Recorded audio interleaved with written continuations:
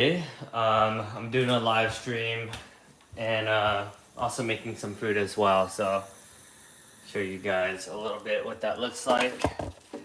I'm in our kitchen right now, kind of see what's going on. I have these rice noodles from Costco. So usually I'll throw some of this in here. Yeah, good stuff. Costco is amazing. I love Costco. All right. And then got my clamp thingy. So usually I'll boil this and then I'll get some of my chili sauce. Some of my sauces out. I got this, and oh yeah, I do like a little bit of peanut butter. Do I have? I'll do that later. So put this on here, and yeah, so you guys can see what it looks like. Let's see. Oh.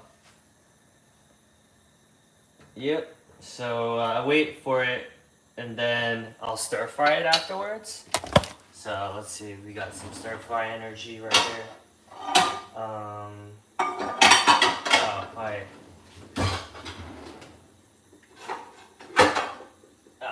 There you go.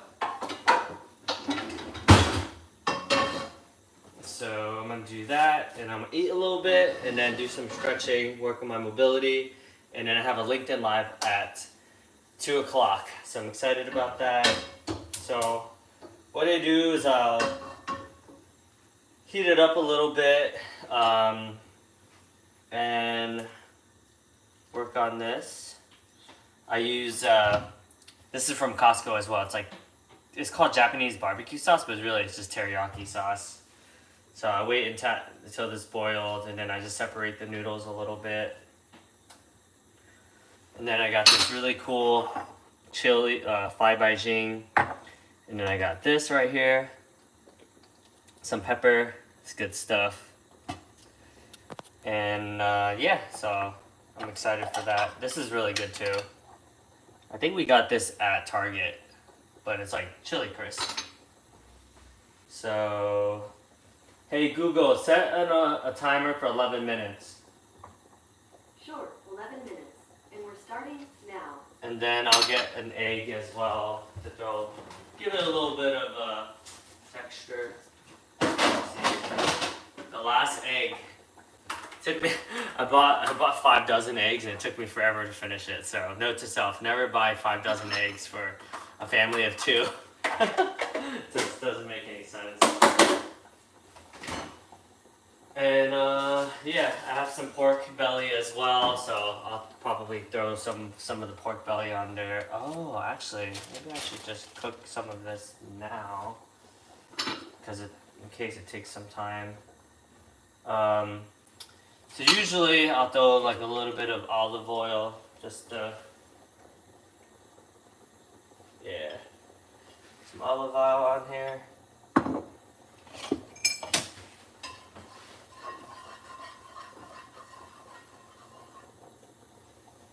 Okay.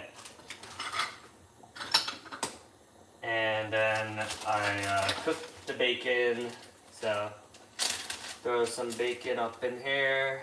Oh, probably we'll use these things. Okay. Not too much, just a little bit of flavor. And then I'll throw some egg in there.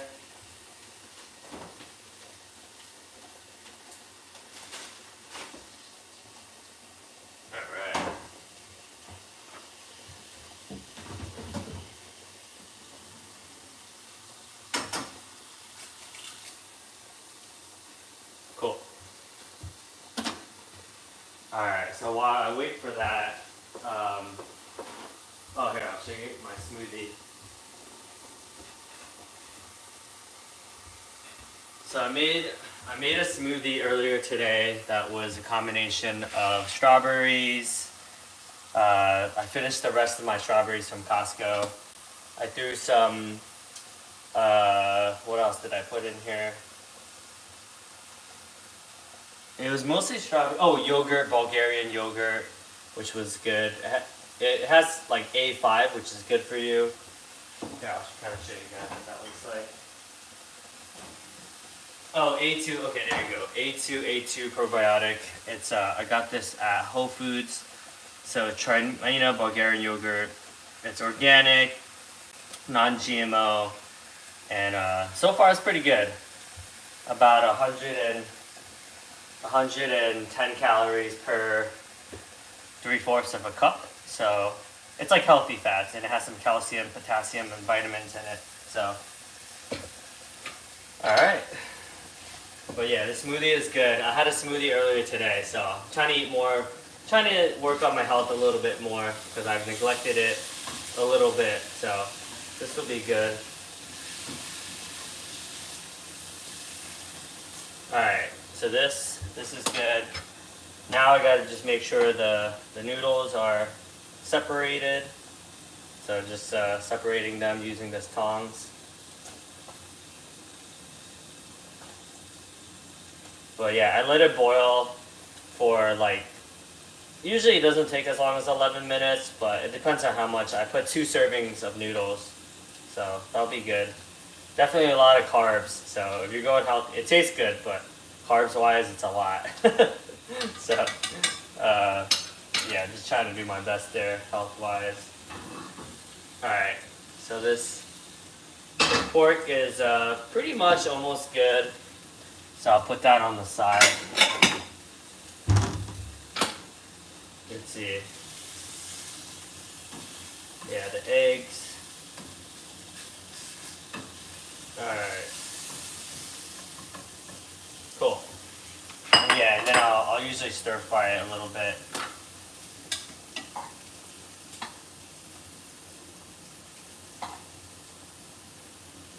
How's everyone doing today? What country are you guys watching from? Is this your first time to the channel? If so, welcome to the channel. Trying to do more lifestyle stuff because I've been doing a lot of live streaming lately. So it's been a lot of fun. Today's my birthday, so it's been a good birthday so far. I've had a lot of like really kind people reach out to me. But now to put the eggs and the bacon, eggs. Alright, cool.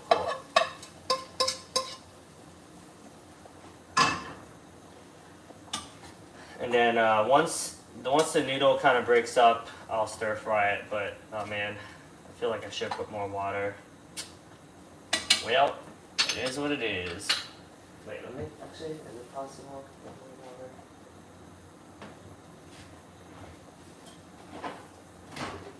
water? Oh right, and I put some blueberry juice in here as well. So this is really good. Kind of expensive, but Whole Foods, 100% blueberry juice, not from concentrate. So no added sugar. Oh, it is from concentrate? Shit, I didn't know that. Maybe that's why it was a little bit cheaper. But, yep. And then we have the Zero water, which is a really good filter from Amazon. Highly recommend it. It's good stuff.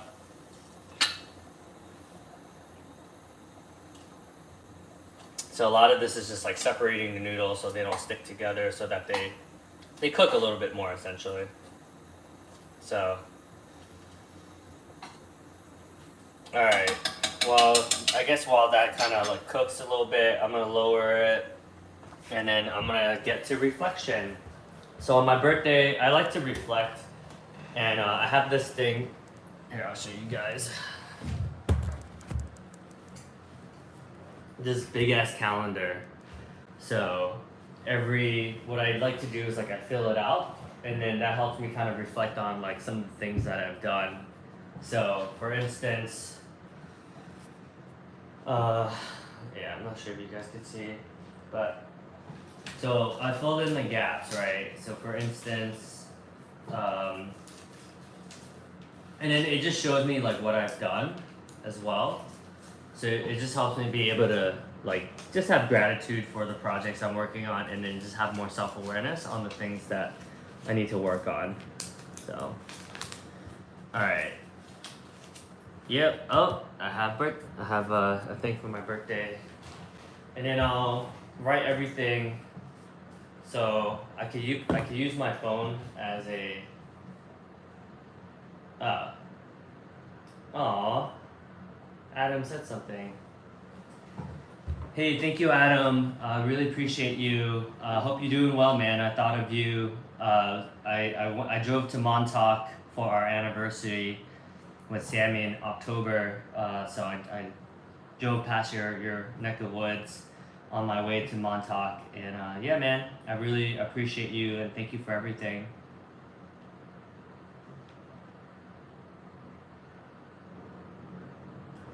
Oh, thanks, brother. Yo, Leos, let's go. Dude, I miss you. God bless, man. Thank you so much, dude. How's everything? Let me know if you have some time to catch up. Okay. Oh, my friend sent me this picture of us. He said, dude, happy birthday. How are things? Dude, so much to catch up on. I'll send you my link to my calendar. It'd be good to get some time to catch up with you, my brother.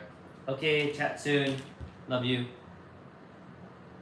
Alright, and then I send the calendar link. So that way I could be a little bit more intentional with my relationships. So I send him, so I have a Calendly that has access to my calendar. So that's where I do a lot of these like networking, community building stuff.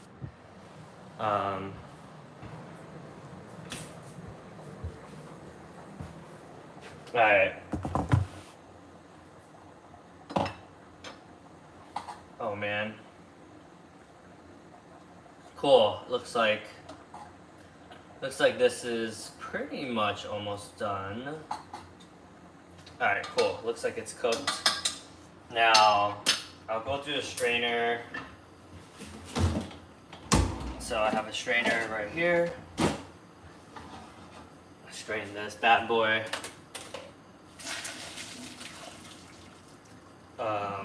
Ooh.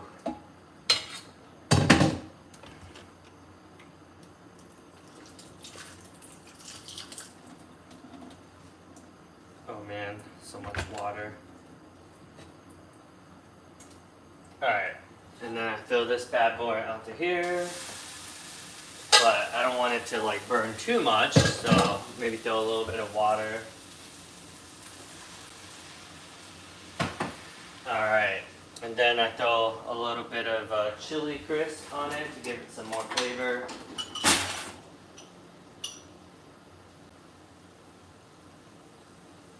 Switch it up a little bit.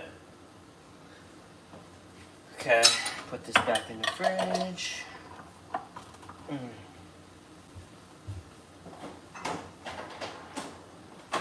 Throw some of this on here.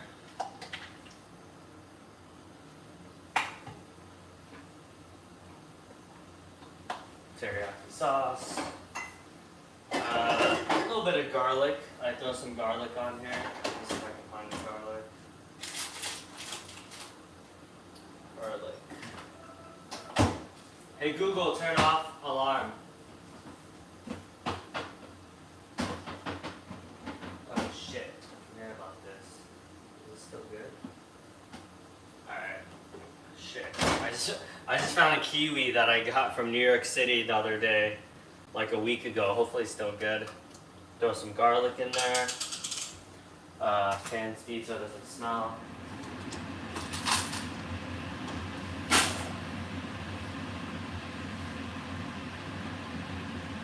There you go. Alright, so that's good. Minced garlic from K-Town. Good stuff.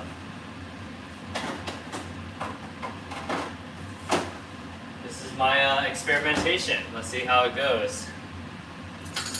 I don't know what I'm doing, but I'm trying here. You can see. Can you see? Sort of. A little bit of chili sauce, garlic, let it boil a little bit. Just because I like it when it's like has like a stir fry taste. So once it boils a little bit, I can kind of mix it up, but I have to let the water melt a little bit. Shit, maybe I should cook this a little bit more. Let's see. Just in case, let me cook it more. You never know with pork. All right, so while I do that.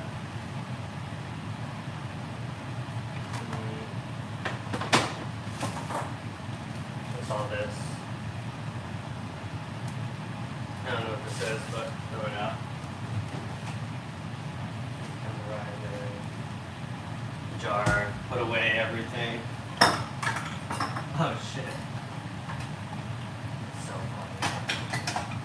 I had Easter eggs because I was doing an Easter egg hunt. Yo, Gueza, what's up, dude? How are you? Nice to see you, man. Just making some food before my 2 o'clock LinkedIn Live. So, looking forward to that. Oh shit, someone's calling me. Yeah, bro. Spam. Just got a spam. Okay. Yeah, so I made some chili oil, rice noodles, and then put some pork and egg in there. Has garlic, some teriyaki sauce to give it a little bit of flavor. So it's probably gonna be pretty flavorful. Probably burnt it a little bit, but it's all good. I'm trying to get better at cooking, so. What's going on with you, brother? How's life? Thank you for joining the channel, man. Always appreciate you. So yeah, letting this. All right, let's try it now.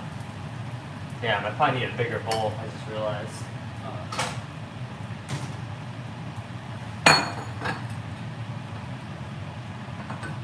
Woo.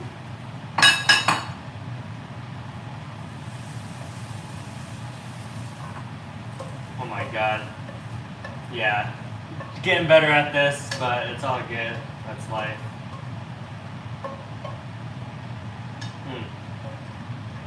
Alright.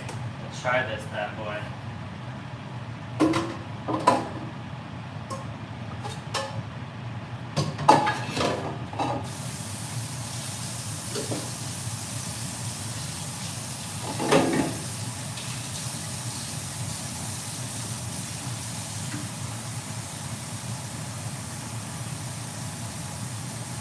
Okay. Alright. My family's from Vietnam, actually. I was born in the US, but my heritage is Vietnamese. Alright, let's try this, see if it's good. Wish me good luck. So, yeah. Ugh.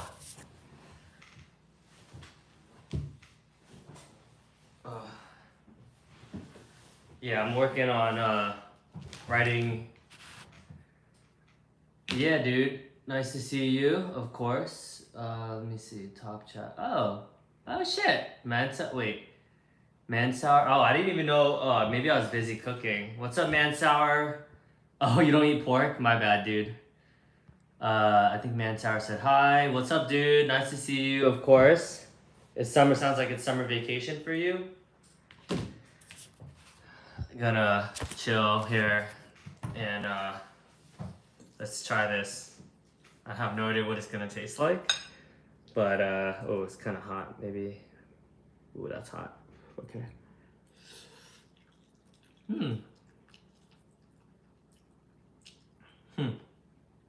Ooh, a little bit spicy. Okay, it's hot. Maybe I'll wait a little bit.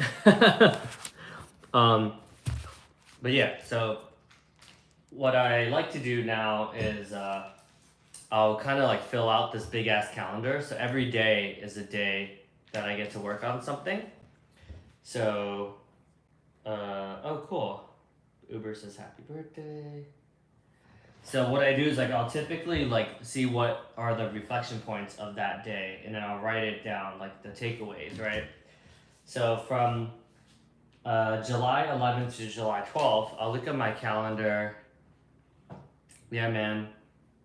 Like 11th and 12th. So it'll say like interview with Aruta. So I'll definitely write down like what was the takeaway, which is never be too attached. Have a diversified pipeline. Leverage relationships, and stay true to who you are. Yeah, so you guys can kind of see. Oh, there you go. Stay true to who you are. So that's like my takeaways from that. So that's July 11th and July 12th. And then I could look at July 12th, which is a Friday. So I could say, what did I do? Oh, okay. So I got interviewed by Teresa Sims. Vulnerability. Oh, let me see how live talk. Oh, all. Yeah, because it's interesting when you do. Yeah, definitely. I think it's good to be kind to yourself. So that was those 2 days, and then on the weekend, July 13th and July 14th. Oh, huh. I could just say, really enjoyed Uber. It's been a fun ride. So I'll just say like, really enjoyed Uber. Quality time with the wife. Exploring Lancaster, PA. There's more to life than money. Although money does add a bit of flavor to it. And then the July, where am I? Oh, July 15th and the 16th. So I could look at my calendar. So, I went into New York City. Okay, so I could say enjoying the summer. Enjoying summers. The energy and vibes of New York City is contagious. Oh yeah, and then I could look at what I did on my work calendar as well, because I have a personal calendar and a work calendar. So I could look back, see that.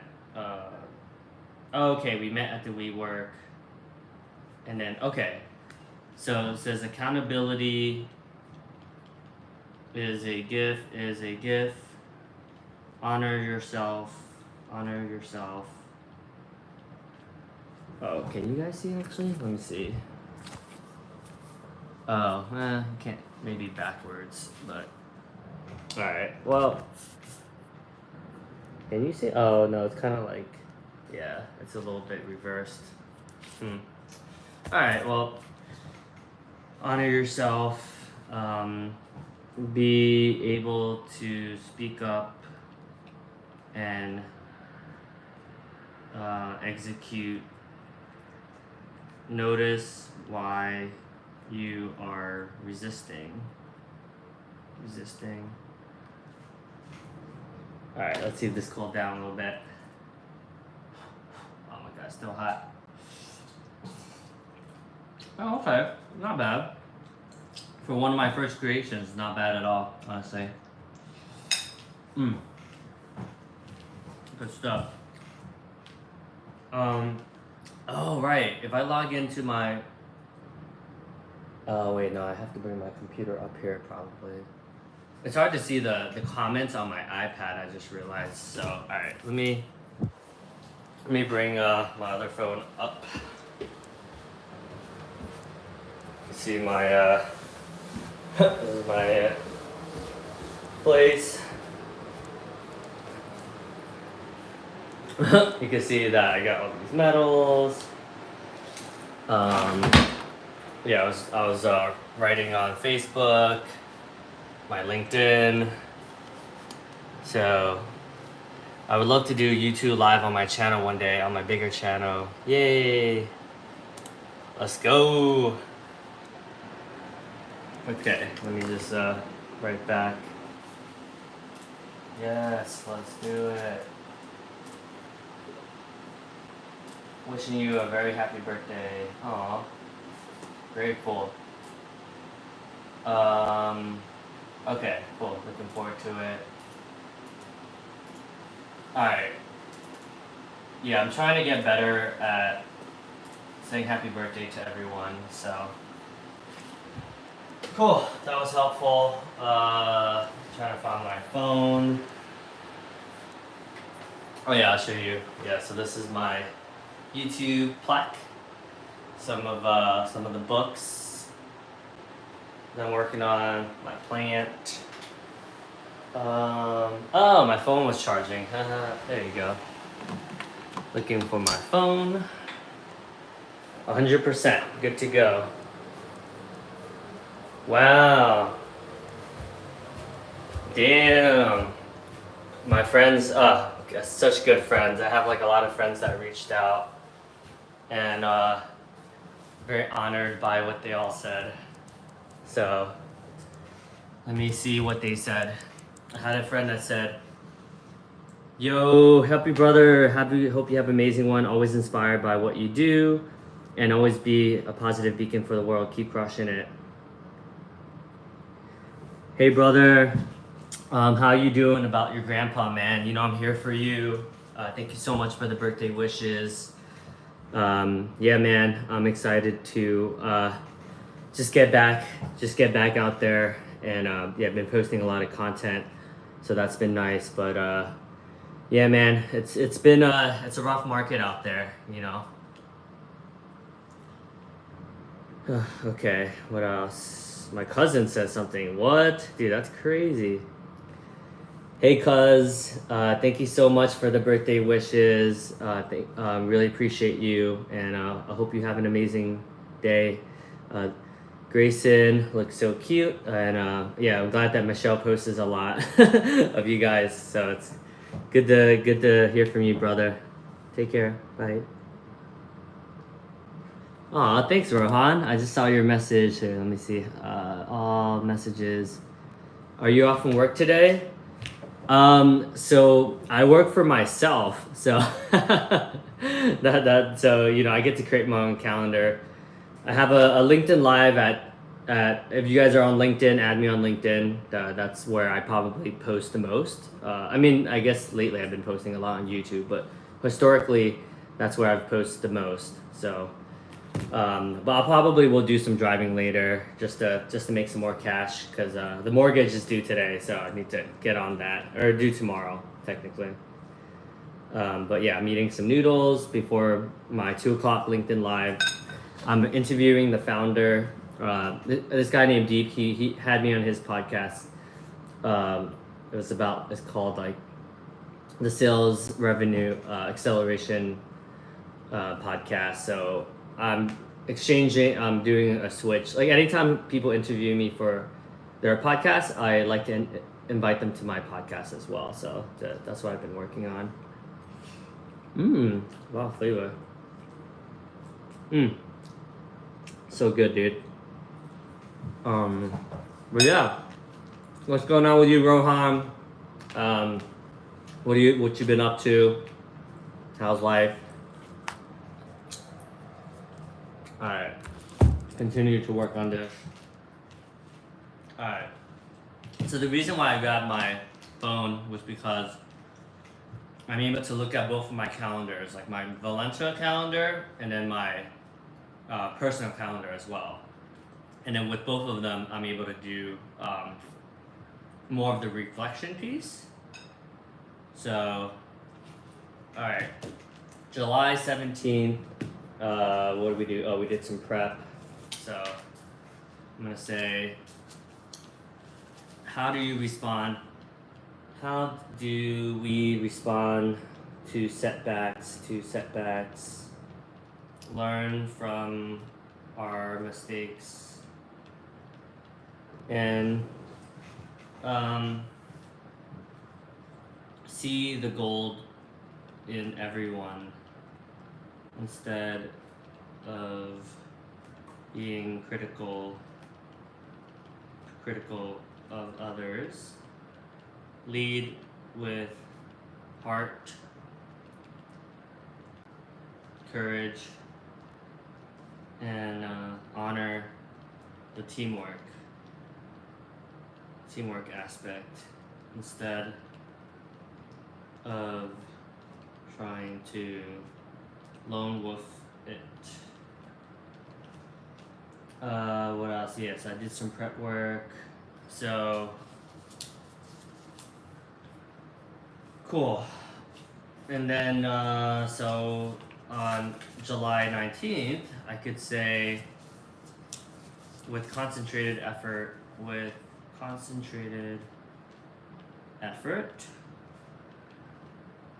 the 5th book is finally done. Be grateful for us for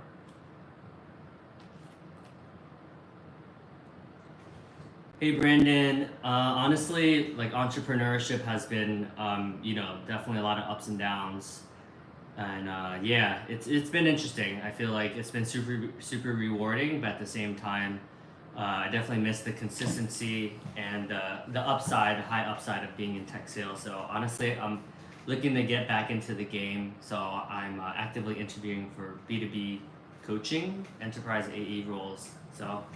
Yeah, man. How's everything with you? That was one of my mentors. He reached out to me. I left him a voice note. So he's a good dude. Really, really talented guy. Brandon Fluharty. If you guys have never met with him before. Proud that our course is almost done. It's been a journey.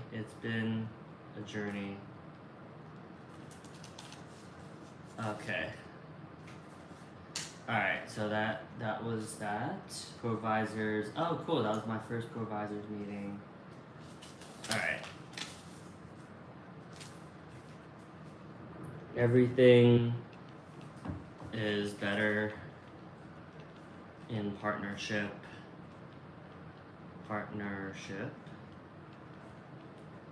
Everything's better in partnership. Thankful that Sean made it happen. Sean and I buckled down and made it happen.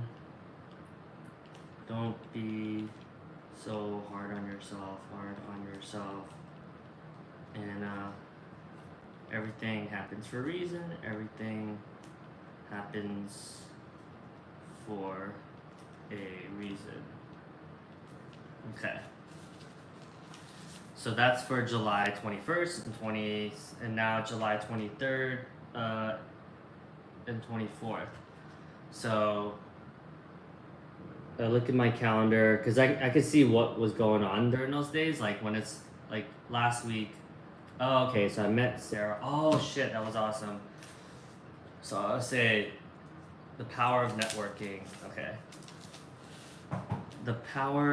Behold the power of networking. Sarah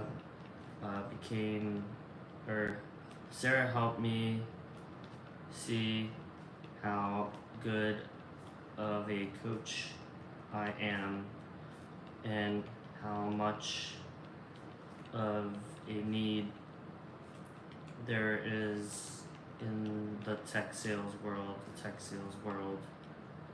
We are needed more than ever. Okay. All right, and then, okay, so last week, so July 25th and 26th. Let's see if you guys could,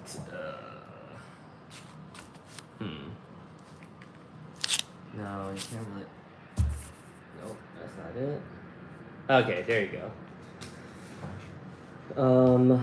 So, this one is July 25th and 26th. So just, I could say, wait, so I met with Courtney. Oh, I see. So, in Allison Lane. Oh, Provisors. Cool. Got to visit the incredible chief office. Saw the wonderful power of community, being a connector, the advantages of saying yes. Stop beating yourself up. Just trust your intuition. Okay. Workaholic. Thanks, Rohan. What a setup.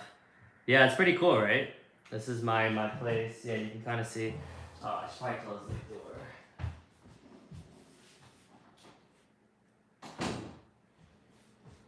Yeah, I'm very blessed to have a house.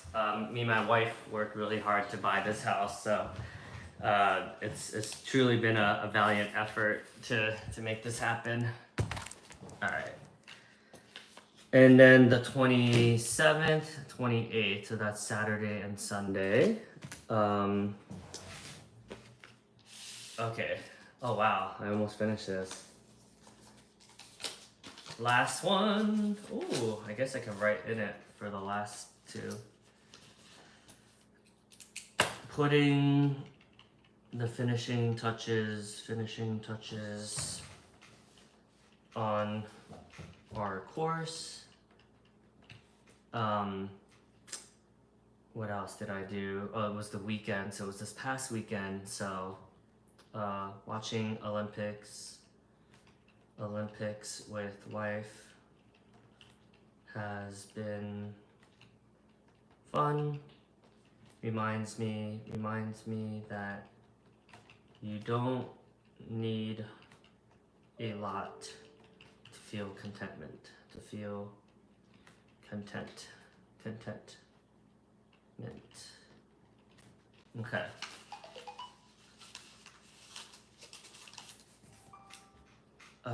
Cool. Hey, thanks, Kishore. Appreciate you. Hope you're having a good day. I guess I got another birthday message. Aww. So my friend sent me a picture of their baby, a newborn, and said, "Happy birthday, Uncle Davidson." Aww, that's so cute. Zoe. Yay. Oh my god, I can't wait to meet her in real life. So cute. Alright, so, and then the last 2 days, so Monday and Tuesdays, I could say Uber has surprisingly been one of the best experiences, honestly. And then yesterday, to be grateful to have perspective, and be surrounded by such supportive by such a supportive community. All right, so we finished this. I officially finished all of these Post-its. Amazing. Oh my God, now I gotta like prepare for, all right. Well, that was fun. Now I'm gonna go down to prepare for my interview, and then I'll probably write some questions. So let's do that. Do I have, hopefully I have enough. Oh no, I can bring the smoothie, okay. I was gonna say, probably need a liquid, because when you talk a lot during the interviews, it's always, so got my smoothie. I got my iPad. That's what you're seeing right now.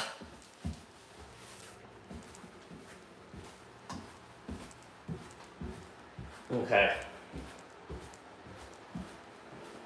Let me see how much time we have. So, because I have to set up. So, oh shit. All right. That's pretty soon.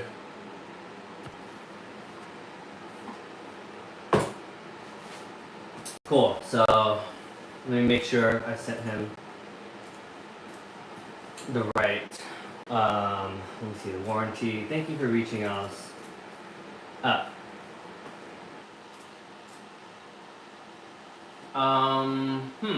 Maybe I'll do a quick. Wait.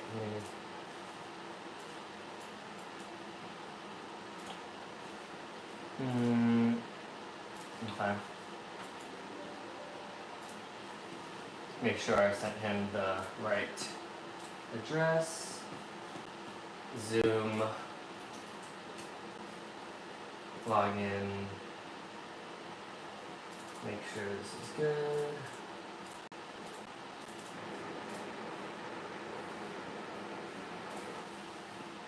Oh, okay. Alright. That's weird. Why didn't it work? Previous login to Zoom via Facebook.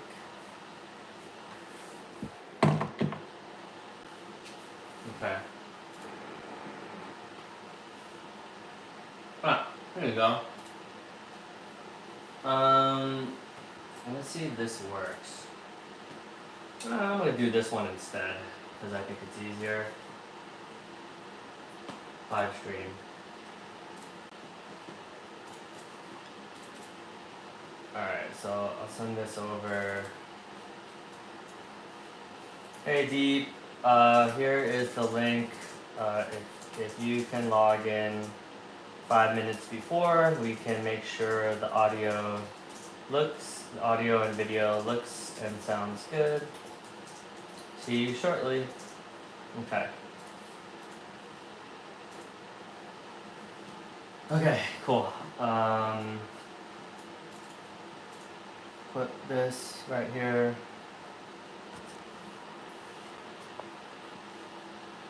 Alright. So what I typically do is let me close this. Okay. I type in, so this is the live streaming, and then when you go to this, oh wait, let me see what notes I have for deep podcast, there you go. Alright.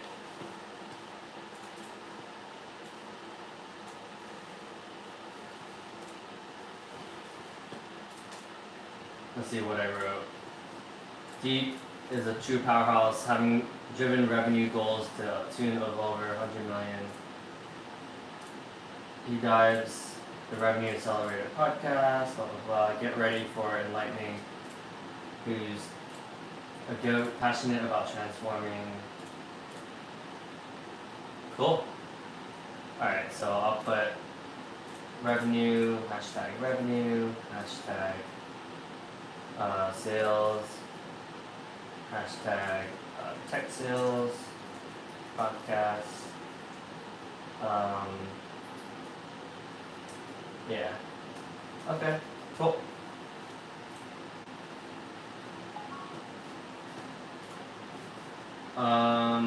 that's good. That's good. And then I just need to connect. So I have to wait. So how it works with LinkedIn Lives is 10 minutes before the LinkedIn Live, you get, so in 2 minutes, I'll get like a code that I can copy and paste onto the, shit, so many people, let's see, oh shit, that means I have way too many things open.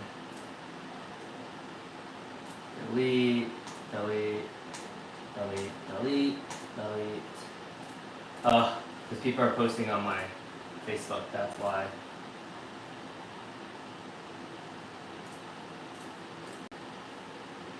Thank you, Kristen. Thank you, Kristen. So glad to hear your voice. Keep on shining. Keep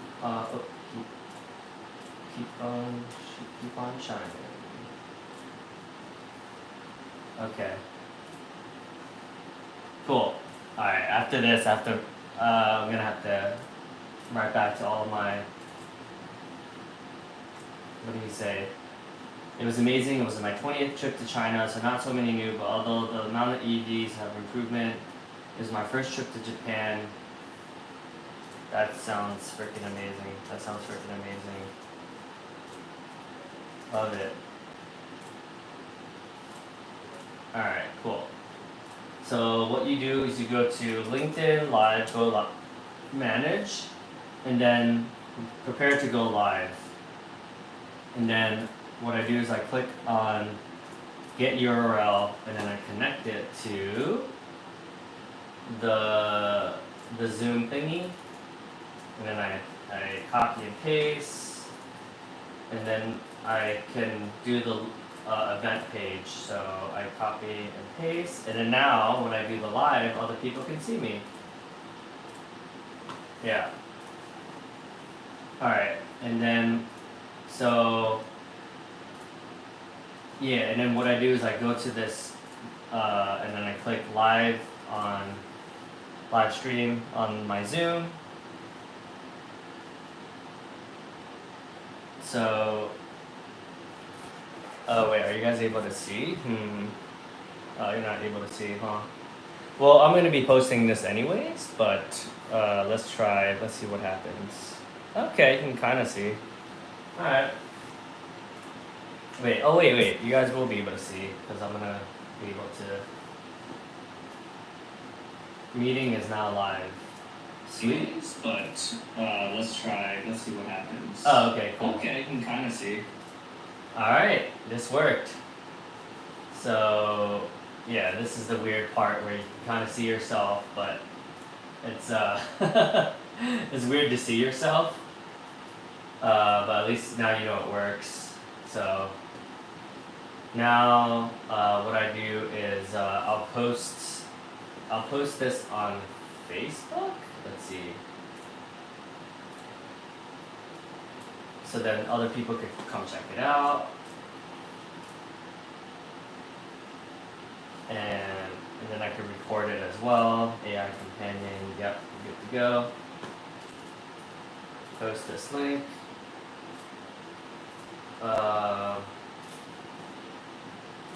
Okay. Alright, and then I have this.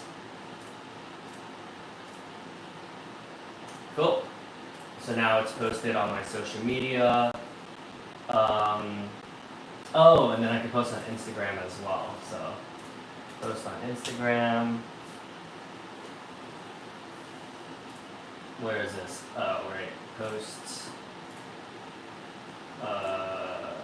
There you go.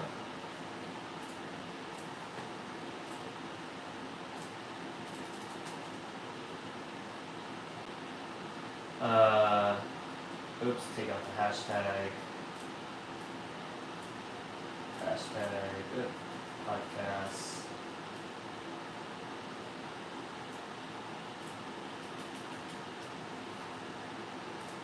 I say, come join us on LinkedIn Live. If you are my friend, it will show up on my page, and on my page, and if you aren't already friends with me, send me a friend request. Okay, cool. He lives in Irvine, California.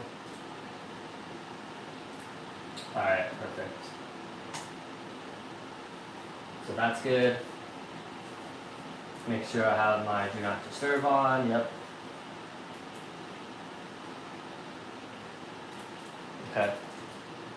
I'll leave him a voicemail.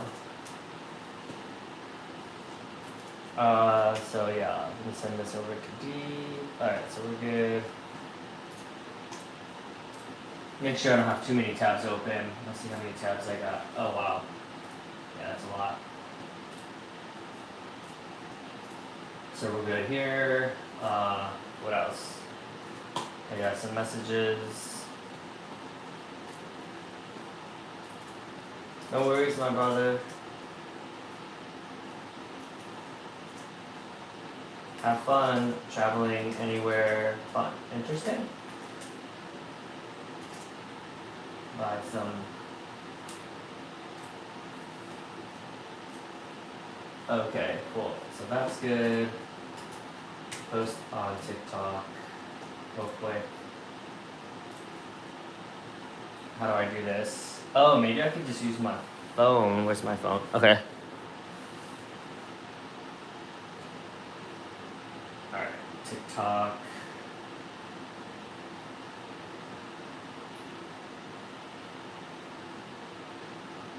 How do I do this? Oh. 60 seconds. There you go. Hey, what's up, y'all? I'm about to do a LinkedIn Live in 5 minutes with the founder. So Deep, I met Deep because he's the host of the Revenue Accelerators podcast, and he had me on the podcast. So if you're friends with me on LinkedIn, if not, just search Davidson Hang on LinkedIn. He's the founder of Accelegy. He's has been in sales leadership and has been a sales performer, being able to sell over $100 million worth of revenue. So really, really cool guy. You'll enjoy this podcast episode. So follow me on LinkedIn if you don't already, but that's starting in 5 minutes. Excited to be able to share his wealth of knowledge. And cheers, everyone. Have a good day. Hey, what's up, y'all? Alright, so this is good. Connect with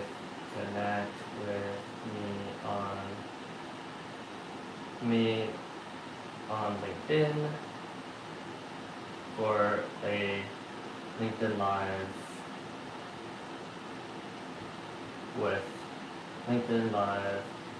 with the founder of and CEO of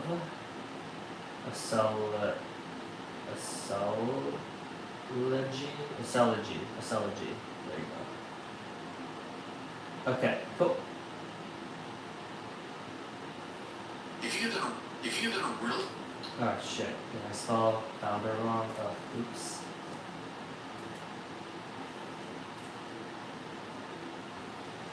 All right, so making progress. Let me put this away. So then less distractions. So this is good. All right, cool. This is good. Hey, what's up, y'all? I'm about to do a LinkedIn Live in 5 minutes with. Wait, did I spell this? Shit. Okay. Cool. Cool. Alright, so we're on in 3 minutes. Let me make sure I have his details, just to make sure I'm doing it correctly. Oh no, I did upgrade. Oh yeah, I can upload this. Spotify, podcasters, dashboard. I forgot I can add a new episode today of my. Oh, there you go. Got some new people checking out the podcast slowly but surely. That is working. Alright. Upload new episode.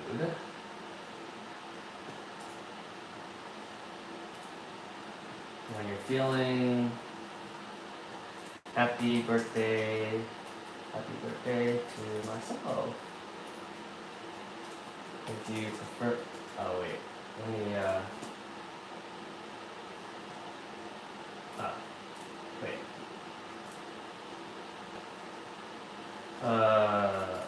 Shit. I got 2 minutes, okay.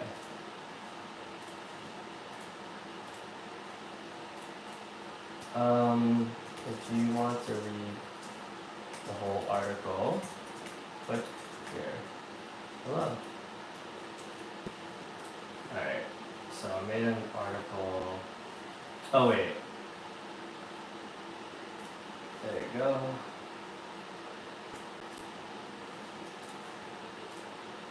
This was the LinkedIn live stream.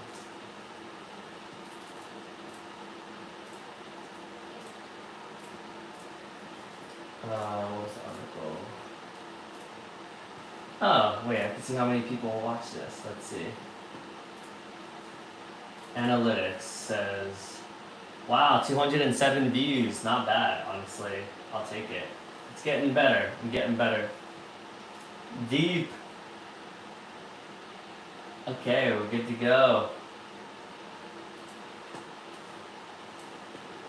What's up, brother? Hey, Davidson, you got the memo, bro. Yeah. Oh shit, dude, that's hilarious. That's amazing. Good stuff. You ready to go? Yeah, dude. Are we live right now? Or are we out there? We'll be in like 10 seconds. Okay, let's go. Dude. Okay. Good. Yeah. All right, let's do this. It'll be fine. It'll be chill.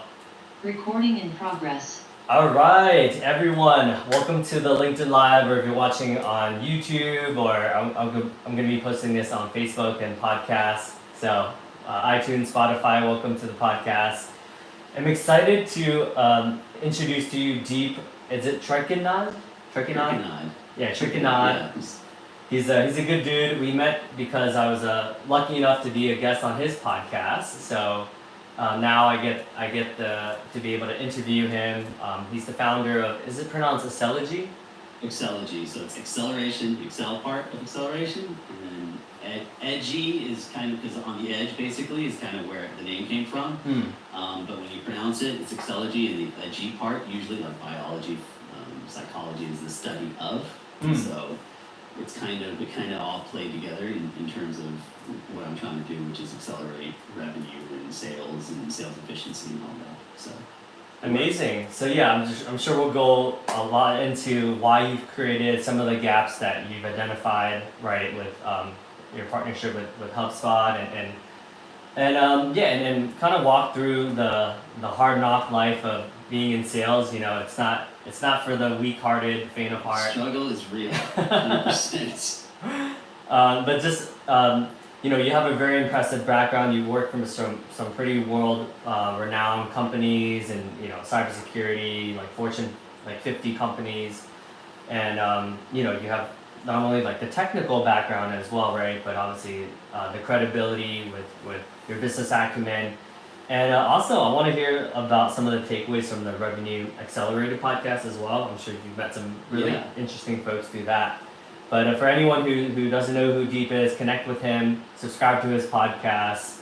I'm so happy that the universe connected us together. And I'm excited to introduce you. I'm looking forward to this conversation. And those of you that know Davidson, you know he's a good dude. Definitely genuine. So I'm eager to have this conversation with you. Yeah, thank you so much. I'm glad you got the memo about the color of polo to wear. Yeah. Did you also get it from Lululemon? No, actually mine is from, oh my gosh, I don't even know where it's from, but I don't know, I forgot. Yeah. So let's start off with a little bit about your background. Like, you know, why did you get into sales? You know, I know you also have the technical side, right? So what made you want to be more client facing? as opposed to continue on that technical Yeah, leadership so path? I love technology. I was coding in high school, but being of Indian descent, East Indian descent, my mom wanted me to be a doctor. So in college, I just kind of, and I'm an only child, so I just do kind of, growing up, I kind of, the de facto path was do what your parents tell you to do. And so I got my bachelor's in biochemistry and cell biology from UCSD, but with a minor in computer science. The minor doesn't even show up, so it doesn't really count. But I would code with all my friends. I really enjoyed it. My first job out of college was as a software developer, working for a small company that got bought by Akamai Technologies at the time. And so during that experience as a developer, I did have some client interaction, some sales interaction. So I would go and code the application. Every now and then I'd have to present kind of what the features were, almost like a sales engineer, but more like on the deep architectural side of it. And so during those sessions with the client or the customer, I'd noticed like how it was kind of fun actually. And in that boardroom or in that conference room, we're done, we're whiteboarding everything, we're done. And my sales guy would be like, all right, Deep, thank you much, we'll see you tomorrow. And then they would go out and party. And I was like, this kind of sucks. Like, I would love to continue with them. And I noticed the sales team, including sales engineers, they all did that. So I kind of charted a path for sales. But coming from engineering to sales is it's a pretty wide chasm to cross. And so my path included kind of moving into professional services, which is in-house development, for customer facing, then from professional services to sales engineering. And then again, another massive chasm to go from sales engineering to sales to carrying a bag was pretty big for me. I was fortunate. I applied for a sales engineering job at AT&T once upon a time years ago. I get a call from a 415 number thinking it's my buddy from my childhood friend that had gone to Berkeley. I grew up in SoCal. And so when I see a 415 number, this is pre-iPhone, so his name didn't show up, just the 415 showed up. And I didn't even look at the rest of the number, I just presumed. And at that time, we didn't get a boatload of spam calls on our mobile phones. So I just presumed it was my buddy, opened up, uber, like, excited to hear his voice because it's been so long that I talked to my childhood friend. Turns out it wasn't him, it was the recruiter from AT&T, recruiting for the sales engineering position that I applied for. I'm sorry, this long-winded story, but when I finally went through the rounds of interviews, because I opened that call with such energy, like such kind of familiarity. I don't know how to pronounce that word, but when I got my offer letter, it was for sales executive, not for sales engineer. And I thought there was a typo, called up the hiring manager, there's something wrong here. And he was like, no, I think you'd be great at sales. So I went into sales and never looked back. So it's kind of the journey that I took. Whoa, that's wild. That's a crazy story. And yeah, I mean, your soft skills are obviously, your emotional intelligence is equally as strong as your technical skills, right? So it is you have a very unique skill set. So I'd like to think so, but what I'm realizing is as you kind of mature in age, for everybody that's listening, I used to think that I would challenge, actually, as a young buck, I would challenge this notion of, if you're a jack of all, you can't be an ace of one. You can't be an ace of all. Sorry, you can't be an ace of all. You only be an ace of one. And I was like, no, I'm gonna be an ace of many. And I struggled to achieve that. And looking back on my career, I find that it's not so much about being an ace of one or jack of all or what have you. It's more around your brand. Because I do think that technically I can kind of run with the best of them. I also think on the sales side I can run with the best of them. But my brand, my personal brand, is more of that of sales, because for the past 15 years I've been in sales. So, and I have 2 kids, and so as I'm trying to coach and guide them throughout their career, even though they could be good at everything, but they got to look at it in context of their personal brand and what other people see them and view them as. What's the other person's perspective of them, and then kind of play the game accordingly. Yeah, I mean, it sounds like you're also an intentional father, and it takes a lot of, I mean, clearly you've been through, the school of hard knocks, right? As we all have, I'm sure, yeah. So you're obviously, you've created this podcast, I'm sure, as a way of like networking, meeting interesting folks, and kind of leveraging your ecosystem to everyone helps each other out, right? How does one like take that leap of faith and take that dive? Because we all have, whether it's parenting duties, whether it's, parents are sick or whatever it is, right? There's so many obligations. Like, how do you make time for that in a world where, it just seems like we don't have time. There's just so much going on. There is, but it's one of those things. Like I watch a bunch of influencers, YouTubers, mostly on the business side of things. But in terms of the one common thread that I've seen around everyone who's found massive and wild success is they have a routine that they do not deviate from. And I struggle, candidly, with trying to figure out what my routine is, or rather, I know what the routine should be, but holding myself accountable to that routine has been kind of hard. Like waking up in the morning, working out first, right? Waking up early enough so that it doesn't interfere with what you have to do during the day. Those kinds of things, and then even in holding yourself accountable. Like I'm looking at this Kanban whiteboard, this Kanban storyboard on my other screen here, and I'd love to see it as a calendar, like, all right, 9 to 10 do this, 10 to 11 do this, and so on. But I'm horrible at trying to like actually context switch between 11 at 11 o'clock. All right, stop doing that and move on to the other things. So you move every day. You move a multiple of things up. I struggle with that, and so when you say like, how do I juggle it? Honestly, the podcast Revenue Accelerators is fun for me because, to your point, like I get to meet people, I get to kind of interview, and I find myself a naturally curious person, so I try to like tease out, eke out like kind of why people do what they do, like what drives them, and in that I learn how do I apply that knowledge that I just interviewed and just learned from to myself going forward. And so I'm a student of life and constantly learning and trying to apply all that knowledge that I'm picking up every day, every week. So, sorry, again. It's interesting, right? Like, because you have the technical background, software engineer, you can code as well, right?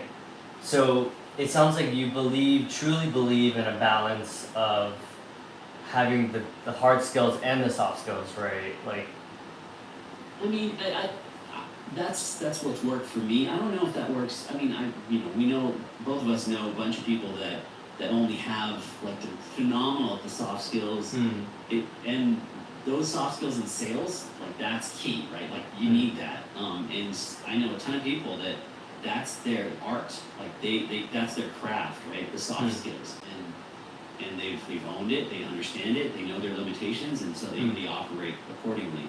I think each of us, we have strengths and we have weaknesses. I think the biggest step one is understanding where those are. Like how far can you go with your strength? What do you need to avoid as your weakness? If you think that you don't have weakness, unfortunately you're kind of screwed because someone else can see it. Yeah. Man, so many like this.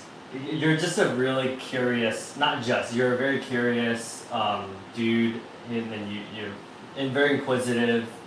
So there's so many avenues we can take here. It's like the brand building is one I wanted to double click on, but then also because I think a lot of people we stay in our lane, right? Whether like we stay as a software engineer most people, like I can't generalize like that. Most people either like we're gonna be like a hardcore salesperson and we're gonna be like I'm gonna be the best at sales, or I'm gonna be a hardcore coder and I'm gonna like invent the next Facebook or whatever, right? How do you know, I guess timing wise, like do you follow a mix of following your intuition, or is it just like pattern recognition or macroeconomics wise, like? That's a great question. Honestly, I don't know the answer definitively. I can speculate because I'm in this kind of transition myself personally where, I was the employee and now I'm trying to launch something, and I don't know how long. Like where I'm struggling personally is how long do I participate in this adventure before just going back to being an employee again. Like that is I think that's personal for everyone. But everything that I've researched and studied is you can't stop. Now, what does not stopping look like for everybody? I think that also is different. Like, so for me, I don't think I'll ever stop actually pursuing what I want to do, whether I'm doing it on the side or doing it as my main thing. So I'm peeling back the onion and kind of looking at that nuance. For me personally is, how do I execute for success? Not just plan for it, but execute. Like, what's the execution path for managing as a sole income earner in my family with 2 kids, 1 in college? How do I, succeed at that while also kind of supporting that? So whether it's revenue from the business or whether it's an income, just a salary. And in these times in particular, for those of you watching, most of you hopefully have jobs. You don't it's a struggle. All of it's a struggle, no matter what industry you're in. AI is, I don't think it's coming for us. I don't think it's here. And I just think the uncertainty, however, is giving pause to those in leadership positions to be like, well, I don't know what's going to happen, and therefore I don't want to make bets yet until I see at least some directionality of how AI is going to impact my industry, my market. Yeah, it sounds like there's almost like a faith. I don't know if faith's the right word, but there's almost like an intuitive that's hard to quantify for folks that might be a little bit more data driven or a bit more logical thinking, right? So it sounds like you have a unique blend of following your passion but also like marrying it with like the practicality of life skills and life in general. I feel a little bit. You table it really nicely. I feel like Chicken Little, running around with my head cut off, like I'm trying to do too many things, and then I'm not enjoying the moment.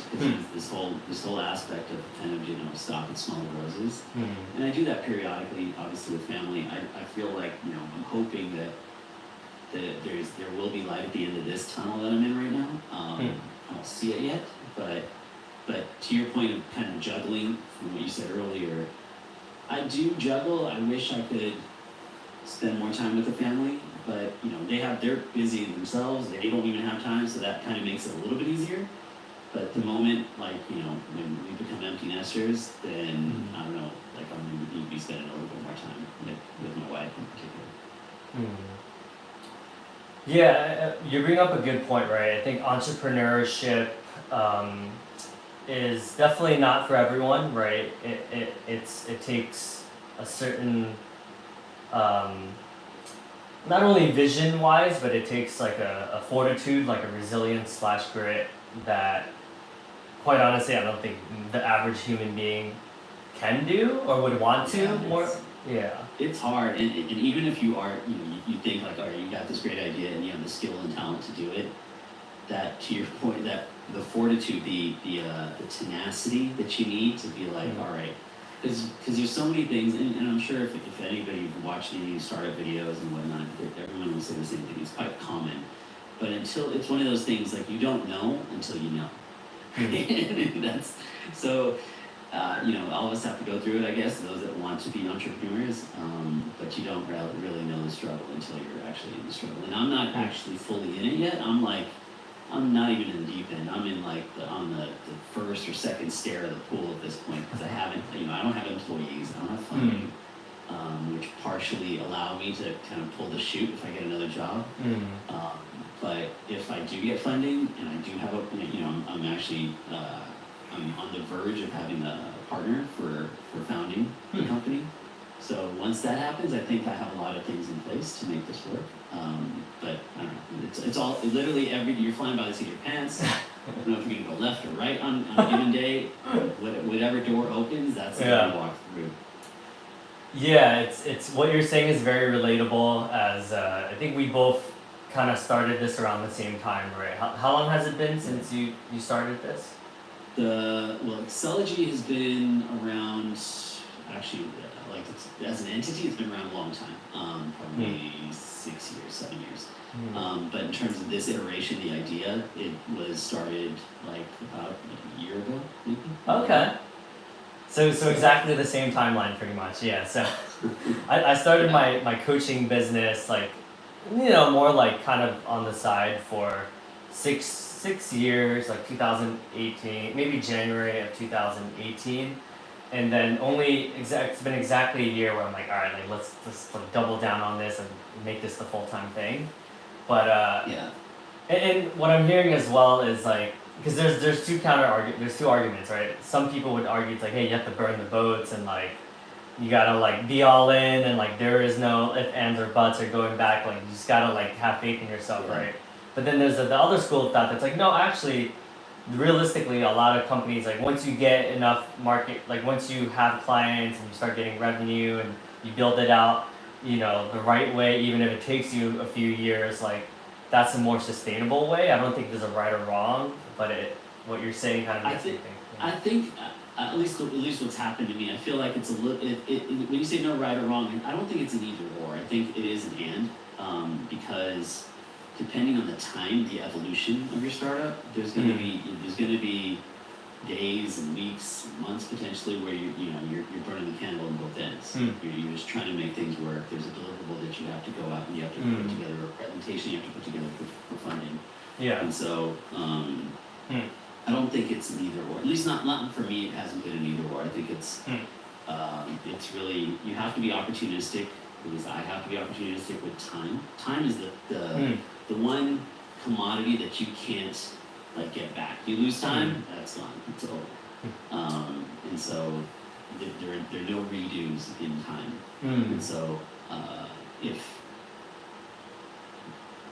you like from a prioritization standpoint, there's sacrifices that you have to make regardless, whatever it is. Like if you're in the sacrifice versus contentment, I think that's the real struggle. It's like, where do you sacrifice and how do you balance contentment with family, with friends, with just downtime for yourself to recoup if you want to work out. Like there's a balance that you need, and all of it requires time. And so that's where those are the decisions actually. Is do I sleep right now, or do I try to knock this thing out because it's due tomorrow, or do I wake up really early in the morning to do that and sacrifice my workout, or what is it?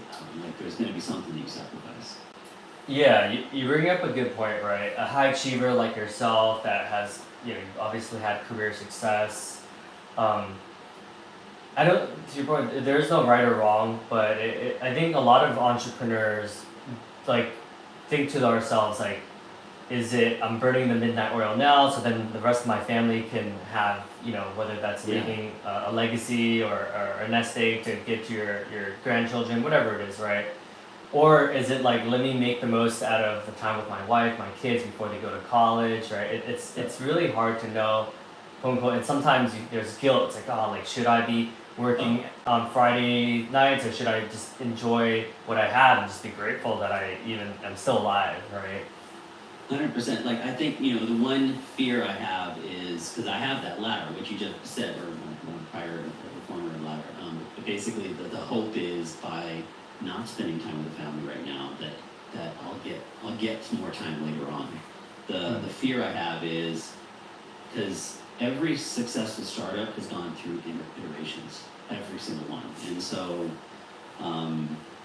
How long do those iterations, how many are those iterations, and how long is each iteration, in which case you're burning the midnight oil for each iteration, and how far before you find success is that? I think my hope, at least, is I have enough experience to try and minimize the number of iterations to find success, but I don't know what I don't know, and so that's where I still have that fear of like, all right, well, it's going to take, like I'm going to have to pivot. And then that pivot might not work, and you might have to pivot again, and then that pivot might not work. And kind of how many times before it's like, all right, I found the pivot to where this is working, and now I can take my foot off the gas a little bit, put the cruise control on, and kind of enjoy the ride. So I don't know how far that is out, and I'm hoping that I can make it. It's really where I'm at right now. Yeah, this is profound. I'm sure we'll get deeper into it, but what need or what pain points did you experience as a seller that prompted you to know like, hey, this is something that I'm solving for that can have huge implications in the world of tech sales? So I've only been in kind of, you know, for better or worse, fortunate. I feel fortunate at least to have only been in kind of the enterprise sales and strategic sales side of things. Like when that first job I mentioned earlier that I got hired for, I had access to 18. I was what was known in the telco space as an overlay, which means I'm a specialist for a certain handful of products that I sell. Now I'm a salesperson. I have my own sales engineer that I bring in, but I'm a specialist, and I don't own the end relationship with the end customer. So AT&T is a massive organization, it's a sales organization. They have a hub and spoke model, meaning their hub is the relationship owner. So acmecompany.com, you know, John Doe owns that relationship. Okay, cool. And I want to sell my suite of products into that company. I got to work through John Doe to get to it, right? And that's kind of the general. And so I always thought it as a two-part sale, because so this guy Sean who owns a relationship, that relationship is coveted. It's very precious to him, and he's not going to let any schmuck just talk to his clients or his customers. So I had to sell him on, look, I'm not going to just kind of vomit. I'm not going to just, you know, piss myself in the meeting with the customer. So this is what I plan to present. There's a strategy session with that guy. And then secondly, then once I convince John to help to do this, then he'll coordinate the meeting and I'll actually do the pitch. And I found success with that, but that's a complex sale in that you have to know what your path is to find success, right? And you have to kind of have that strategy around all of it. And in some cases, I had to bring in my sales engineer. In some cases, I didn't. In other cases, I needed to bring in customer service or customer support or product management or engineering.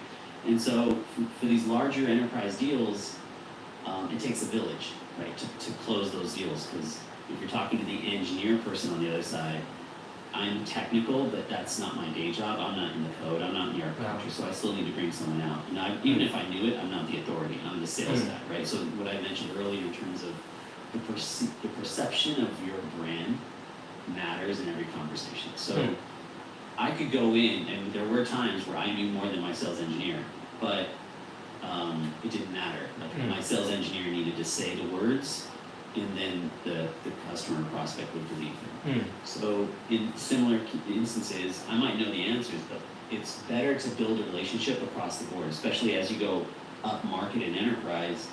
You want to have relationships just between you and all of the various stakeholders at the prospect or customer site. Like you might have procurement, you might have a champion, an influencer, decision maker, and all those guys. But there's ancillary stakeholders like I mentioned, procurement. There might be the product managers on that side. There might be engineering on that side, or security on that side, or sales on that side. So the more connections you have, at least I have found in an enterprise type sale, especially a channel sale, which is what kind of my overlay role was. The more those connections, the more success you'll have. And so what I've found in terms of the problem is there's no way to measure that today. There's no tool. CRM doesn't, CRM stands for customer relationship management. It's like a database for like contacts. It's basically to replace the Rolodex effectively. It manages opportunities, which is great, but it doesn't do a great job of understanding like why one rep is more successful than another rep. There's no data in there. A lot of sales leaders will look at activity metrics. They'll be like, how many calls did he make? How many contacts does he have in the company? Like if he just puts contacts in, but the strength of those relationships and the strength of that engagement with all the contacts, that's not really. There's no tool that automates that, and so that's what I've set out to do with Xcelogy, is to try and analyze relationships between organizations led by the sales rep and how those relationships expand and what they look like for a successful sale, and then model everybody else, or rather compare everybody else and hold them accountable to that model or playbook. Yeah, you definitely should have a conversation with 100 Handshakes with Mike Fiasconi. I think there could be some synergies there. 100%, yeah. I think, you know, being in software and tech sales, obviously there's like the data-driven approach, right? But there's so much beyond the data. As of right now, there's a lot of like uncaptured data. And quite honestly, even with a lot of these larger deals, like there's a lot of conversations that happen that they probably don't, whether it's a phone call, like they don't want to track it, right? Because, you know, sometimes it's a matter of like politics, whatever it is, right? And politics is huge in sales, and the bigger the organization, the thicker the politics. And that's, to me, I found also is that's it really sucks. And you know, I developed this tech to do this, and it ultimately it can measure contribution, right? So like if you were to, so there's in marketing there's this term revenue attribution. The point of that term in marketing at least is, all right, we put an ad on Google, and we put an ad on Facebook, and we put an ad on YouTube, and then now we've generated revenue from those 3 channels. How much revenue came from each one based on the spend we have, and so they call that revenue attribution. The tool I built kind of does a similar thing, but for personnel. And so in the Oscars, they have this category called Best Supporting Actor. We don't have such a thing in corporate America in sales. Like, there's no best supporting salesperson, right? It's either the salesperson or that's it. You have like, you know, there could be product managers that help them close the deals. They could be mostly sales engineers are involved, but there could be the others unsung heroes get no credit. Besides maybe an email, like name and lights at the bottom of an email, but even that list is highly politicized because you're going to put the SVP at the top that might have just known about it or not even done anything, but just because they had a conversation or strategy meeting, they get first billing and then so on. So this, what I just described, helps companies, mid-size, large, what have you, identify kind of who they're, first of all, what does good look like from a sales motion standpoint? And then secondly, kind of ancillary is who's involved in what good looks like. And if we had the dream team every single time, would we close every deal? Like, would we just kill it? Or how much would our win rates go up if we had those relationships identified and those models identified and personnel identified to just replicate that every single time? So what I'm hearing is, from your experience working on highly complex, very strategic, a lot of moving pieces, a lot of people, a lot of egos / relationships, prior relationships, or whatever it is, right? What I'm hearing is you saw that the current system, the current setup that we're in right now for most tech sellers doesn't allow for like optimal strategic selling, right? It optimizes certain activities like phone calls or emails, like how many emails sent, what's the pickup rate, like how many times are you like bashing the phone, like all these like metrics that quite honestly it sounds like probably not as important as relationship capital, right? Yeah, absolutely. And that's the thing. So like, a lot of times, like, you're right, they optimize conversations. So like Gong is awesome. Gong is a great tool, but the way I view Gong is they are dismantling the tree itself, right? They're analyzing the tree, trying to figure out how to make a better tree. Whereas what I'm trying to do is like look at the entire forest, because between calls, Gong doesn't really do that well, right? They focus on the call itself. Yeah. But what led to that call? How did you get the call in the first place? And then how do you optimize your next call in between calls, right? So you need both. It's a two-pronged approach. Like, you need to know how to execute the call well. And Gong is great at that. But and then to your point, there's all these kind of these point solutions on how to write better emails, how to make better calls, what's a better call script, and so on for SDRs. But there's a bunch of stuff that falls through the cracks that go in between that, right? Like, so for example, companies typically know how long it takes them to respond to a lead, let's say an inbound lead. Companies typically know that. but in terms of like what should be the response based on the lead, the inbound lead, they might know that as well. But a lot of these are kind of in a vacuum. They're point solutions that aren't stitched together to kind of create this big picture of like, this is the ideal sales motion for an inbound lead. There's an ideal sales motion for an outbound lead. There's an ideal sales motion for an extrovert. There's an ideal sales motion for an introvert. There's an ideal sales motion for the product that you're selling and maybe versus a different product. And so each one will have its own ideal sales motion or playbook. And so my goal with Excelogy is to kind of tease that out and understand those and kind of create individual, personalized, prescribed playbooks for each rep to help them, you know, have all based on top seller performance, top seller sales motions, and largely around relationships engagement. But yeah, that's a whole lot that I said.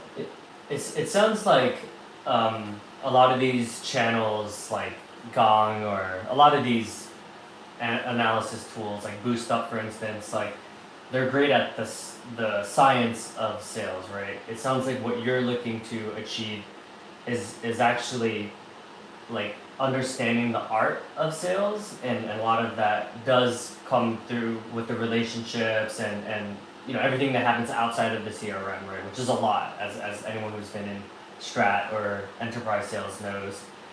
So it's something that no one is doing right now. I mean that's like a big like thing that you're solving for. It is, and like when I recently had a conversation with Rowie from Winning by Design. If you've heard of that organization, and after our podcast interview, you know, I showed him what I was working on and wanted his feedback, and he's like, so I had always seen it as a coaching development tool, like you know, like making sales managers better coaches. And largely the reason they're not good coaches right now is it's too time consuming. So one of the advantages of Excelogy's solution is it reduces the time to coach and increases the ROI on coaching time. However, he was like, coaching is not as sexy. Basically, I'm paraphrasing. I can't quote him because I forgot what everything he said verbatim. But he basically said, coaching is not sexy. People, it's almost an afterthought for sales leaders. Have you considered, you know, using your tool as a, or at least marketing it as a deal management tool? So that's that. I'm literally in the midst of potentially pivoting towards that, just because that's a little bit more tangible, I think, for sales leaders and managers, is to get more insight into the deals that they have and the metrics that come out from each deal to help them manage those deals and optimize those deals. And so it's, to me, it's kind of, it's tomato to some extent. Excuse me, but you know, I've always been, I am struggling for what's the right, concise, positioning phrase to make it resonate. And so I think so far it sounds like it could be deal management, but I don't know. I'll keep you posted. Yeah, I think most sales individual contributors could probably relate to. It feels like sales coaching is more of like a disciplinary, or like, hey, we lost this deal, like, you know, let's kind of like Monday morning quarterback, like review this, right? But it's like, to your point, how useful would that be if during, it's like, hey, you know, these executives at our organization, at Experian or whatever, have relationships with these with these executives, right? Like how do we be more thoughtful, and how do we, you know, just in time coaching versus like after the fact, right, when it's done and then everyone's moved on to the next shiny object or the next big deal, so it's like no one really cares anymore, right? It's kind of like, okay, like, you know, let's ask for feedback, but it's more of just like, let me ask for feedback so that you know, we can sell them in the future, right? Like, it's like, but instead of like actually like triaging, actually like, well, actually like this, you know, there's so much that we don't know. So it sounds like you're looking to solve for that. You actually touched on, like, leadership is taken for granted. I feel like, you know, a lot of times sales leaders themselves, many of them, There's this phrase I'm sure many of your listeners have heard, fail upwards, right? Like, just right time, right place. Doesn't mean they're a good leader, a good manager, or a good sales leader. It's just an opportunity happened. Maybe, they're shooting fish in a barrel and they're just wildly successful because it doesn't matter who's in that position, and so they move up. But and that's what I mean by leadership is taken for granted. I feel like what you said in terms of that Monday morning quarterback, the triage, the postmortems that happen on the loss, you're right. They're kind of negative. Like the connotation with it is negative. But it's up to the leaders, and I've not, I've had 2 leaders in my career where they understood context of that loss, and that it wasn't just a salesperson. Like, it's like, what is the opportunity? If you look back, like, what was in your control, what wasn't in your control, right? And then recognizing that it wasn't just the sales rep that's why I lost. The product failed. Or maybe the product wasn't delivered, or there was, and this happens quite a bit. Product, the company will buy something, the prospect will buy something based on promise. That the product can be delivered on a certain time or in a certain way, and a lot of times that promise won't come to fruition exactly. And that blame goes around because there's someone who puts the SOW, the statement of work, together in terms of what is actually being delivered, when is it going to be delivered. And so if I were to do a postmortem on those types of scenarios, it wouldn't just be, sales rep, why'd you let this drop? It would be, okay, what actually happened? First, try to take inventory of everything, and then sure, could the sales rep have done better next time? Cool, just make sure you do that. And I've similar to you, I've coached some sales folks as well, and where they've fallen down is they don't follow through. Like, a simple thing is, you get buy-in from the customer. That doesn't mean, like, you're not, like, especially in enterprise sales, you're not selling iPhones. I mean, maybe Apple is selling iPhones, but they're selling it at like a pretty large scale. But like, if any deal you have, one of the simple things is just follow up and keep them warm until the product gets delivered or the service is delivered. One of the reps that I was coaching, he just kind of took it for granted that, all right, cool, like, got the deal, got the paper signed, I'm handing it off to my pro serve team.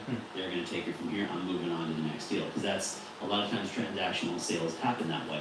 Yeah. And for better or worse, you want to be a good rep. You have to stay in the loop, even though it's not your responsibility.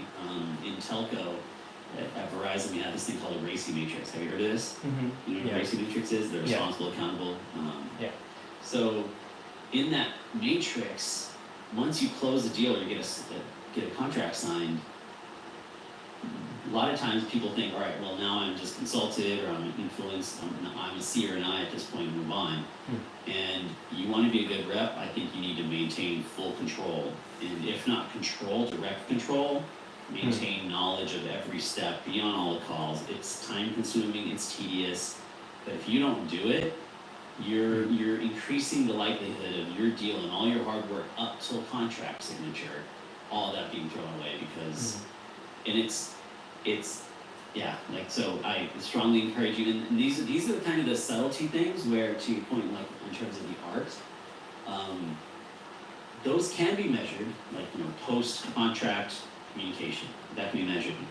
I don't know if there's ever a metric, I haven't seen it, at least not anything good, where a CRM actually monitors that engagement to make sure that the sales rep or somebody is shepherding that customer along to make sure that they get onboarded properly and are happy with what they're receiving. Because that's, until they're happy with what they received, like that's, that sale is not a done deal. You can't book it. Yeah. In my mind, at least.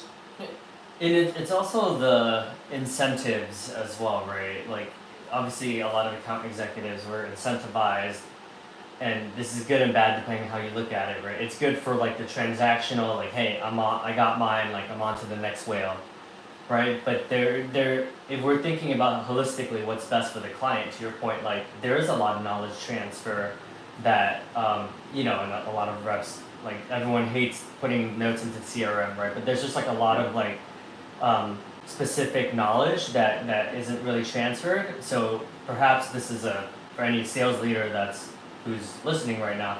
Perhaps it's thoughtful to really examine the incentive structures, because I'm not gonna lie, like even when I was at selling LinkedIn Learning, I was very heavily incentivized to like, hey, like the relationship manager takes it on, customer success manager puts all the fire, like do your thing, right? And that's what I was paid on, you know. So it's like one of those things that perhaps there's a way that we could be more holistic, but I also get like, love it. yeah. I would love it. So if I'm, you know, knock on wood, if I'm ever able to find success in running my own thing, I genuinely want to have a trickle down comp plan, so that everybody in the organization is comped on success. So it's not just the rep, because the problem is the rep is, you know, it's feast or famine. Either, you know, either the rep makes all the money or they don't make anything because someone else maybe screwed it up because they're not incentivized the same way as the rep is. So like I mentioned on the delivery side of it, the rep closes it, moves on. You're right, from a incentive structure, that's how it was designed to be. The problem with that is when you the rep who effectively like done your job and you need to move on, are trusting your teammates to do it. And there should be trust. I don't mean that, I'm not trying to point fingers, there should be trust, but the incentives are not the same. So, and the prioritizations are not the same. So you might have closed some deal, and there's a finite amount of resources. And so the pro serve team that has to implement that deal, execute on that deal, or deliver it rather, they have to prioritize all the jobs that they have in their shop. Yeah. Relative, and so yours might be at the bottom, which means yours might get delivered a month late. And if you're not advocating both internally, externally, and setting expectations and doing all that, like you could lose your deal, because everybody has their own kind of incentives, their reasons, their KPIs for prioritization and all of that, and they're not necessarily aligned. And I'm not saying they should be, but they're typically not going to be, and so that level of communication is key. So one of the things I advocate for is building relationships both internally and externally, so that you know when to not just pull people in, but you know when the squeaky wheel needs to get oiled. Because if you're not paying attention, you move on, like then you're not going to know to do anything. And ultimately, communication with setting expectations and communication with the customer or the prospect. That's that you make it or break it based on that. Yeah, that's a good point. I've interviewed over 50 President's Club winners at LinkedIn, a lot of these top tier companies, and it's interesting, right? Those President's Club winners are focusing just as much on the internal selling, right? Like resources, bandwidth from sales engineers or whatever, it's customization. Like there's so many politics wise to prioritize like a potentially large deal. And I think a lot of the more junior sales reps, like we're also focused on like, well, it's all about like grinding and like the volume, and to your point, it's because of like Gong and all these tools are like, and managers are being told like, hey, like why did you make only like 50 dials today, right? It's like, and some of these are like enterprise sellers like that have been doing sales for 30 years, and it's just ridiculous. It's like, dude, like I've sold 100 million in my, you know what I mean? Like I don't need you to tell me like I need to pick up the phone and make another call. Like I think I know that, This is the politics. Like I was at AT&T, I was one of the top sellers, and literally like, so I was top sellers except for one quarter.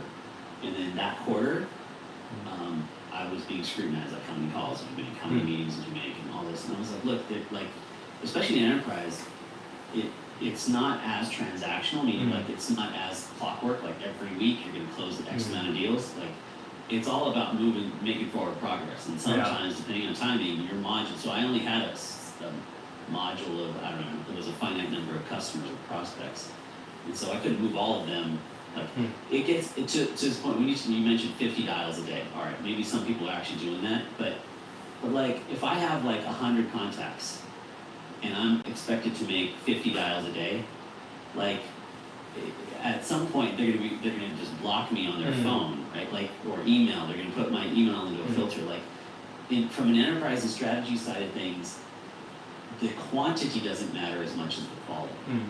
And so each connection, so when I make a connection or get a response or engagement from any of my prospects, that single interaction is so valuable. It's so like I'm not gonna get, they say you never get a second shot at a first impression.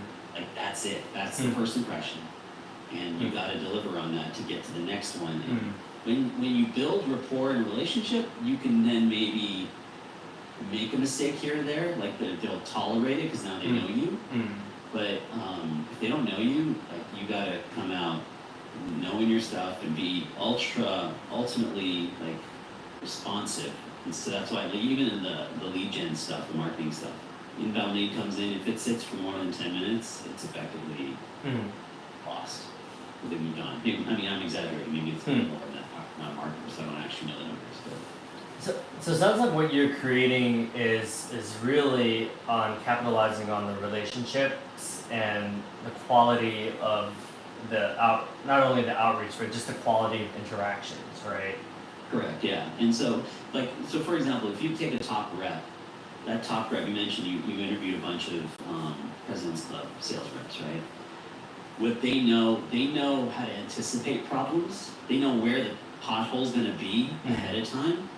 And so what they'll do is they'll build those relationships with the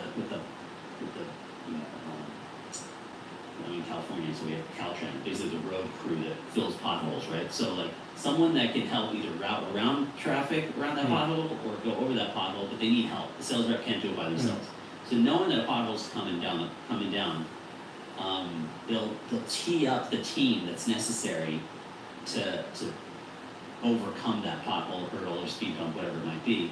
I equate it to like the top reps would be if all of us were high professional athletes and quarterbacks, being able to like read the defense and then the NFL, being able to understand like what you're being faced with, and then know what play to call as an audible. So like you might have a game plan, like all right, I'm going to do this, I'm going to do this, and do this, but then based on the defense, you're going to change it slightly.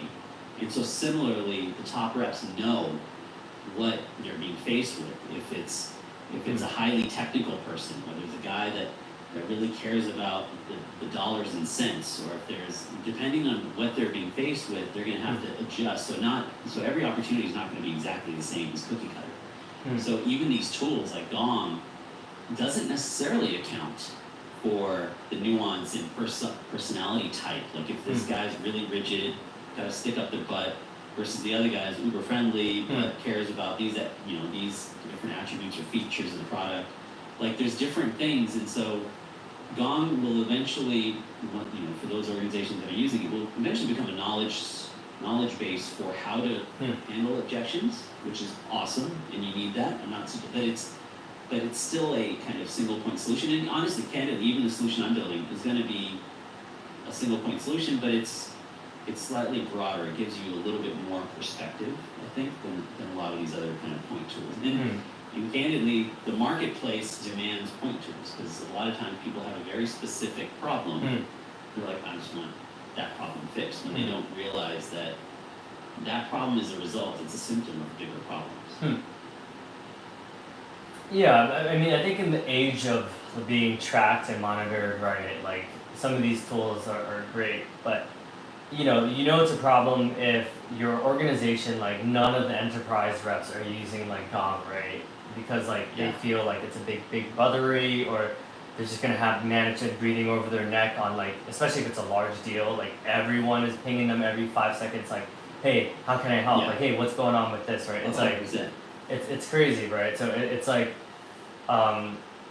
and a lot of us, like when I was at LinkedIn, I was more of an S&D rep. Like I loved it, right? Because I was able to like go to like top performers but I noticed like the higher up you go, the less they were using a Gong, right? Well, that's also, I mean, that might be true. That might be true, legitimately. But that's also because they don't have the number of reps. Reps meaning repetitions as an SMB rep would have, right? Yeah. So like I mentioned, I don't have an opportunity to make 50 dials a day because I only have 100 contacts. So of those 100 contacts, I might get like 2 meetings a week potentially, right? And so then like you said, like you might get 20 meetings a week. Sure. And you're $50 a day. Yeah. I might get 2. And so then just by that sheer number, you're going to see less on the enterprise side, even if they did adopt it. But I've heard the same thing about Gong.